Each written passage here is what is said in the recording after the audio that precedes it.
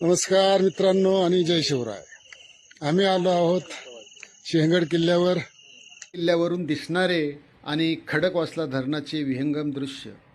घनदाट जंगलाने वेढलेले पानशेत खोरे गडावरून पाहणे म्हणजे एक विलक्षण आणि रमणीय नजारा.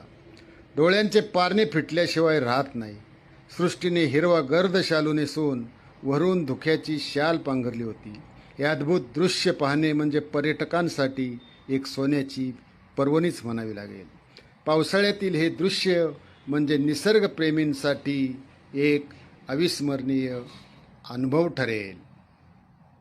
मराठ्यांच्या इतिहासात अजरामर झालेला आणि मराठ्यांचा भीम पराक्रमाचा साक्षीदार असलेला पूर्वीचा कोंढाणा आणि आजचा सिंहगड किल्ला पाहण्यासाठी आमच्यासोबत आहेत आमचे मित्र आणि निसर्गप्रेमी महेश मरळ, विजय कोंडे आणि दिनेश कुंभार. मित्रांनो, नरवीर सुभेदार तानाजी मालुसरे आणि उदयभान राजपूत यांच्यात घनघोर युद्ध होऊन सुभेदार तानाजी मालुसरे यांनी स्वतःचे बलिदान देऊन हा किल्ला स्वराज्यासाठी जिंकून घेतला होता. किल्ल्याची तटबंदी, पुणे दरवाजा, तोफखाना, अमृतेश्वर, भैरव मंदिर अजूनही सुस्थितीत आहेत आणि इतिहासाची साक्ष देत आहेत.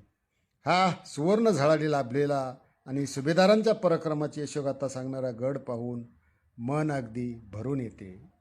तानाजी मालुसरे यांनी स्वतःच्या मुलाचे लग्न बाजूला ठेवून कोंढाणा सर करण्याची मोहीम स्वीकारली.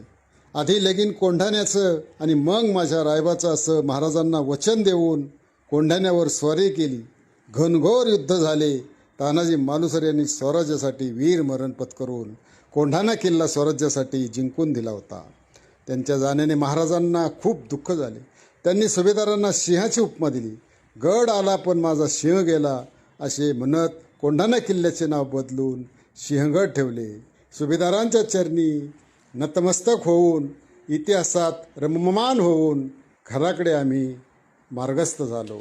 धन्यवाद. धन्य ते वीर आणि धन्य ते शिवराय.